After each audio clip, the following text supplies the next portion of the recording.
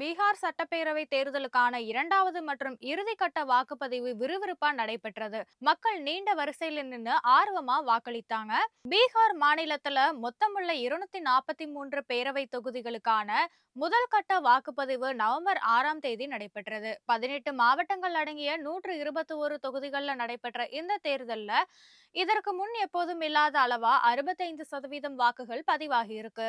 இந்த நிலையில 122 தொகுதிகளுக்கான இரண்டாம் கட்ட வாக்குப்பதிவு நடைபெற்றது. 8491 வாக்குப்பதிவு மையங்கள் பதற்றமானவை அப்படின்னு கண்டறியப்பட்டு அங்கெல்லாம் 4 லட்சத்துக்கும் மேற்பட்ட அதிகாரிகள் பாதுகாப்பு பணியில ஈடுபடுத்தப்பட்டிருக்காங்க. இந்த தேர்தல்ல 1302 வேட்பாளர்கள் போட்டி போடுறாங்க. பலத்த பாதுகாப்புக்கு இடையில நடைபெற்ற இரண்டாம் கட்ட தேர்தல்ல பொதுமக்கள் நீண்ட வரிசையில காத்திருந்து ஆர்வத்தோட தங்களது வாக்குகளை பதிவு செய்திருக்காங்க.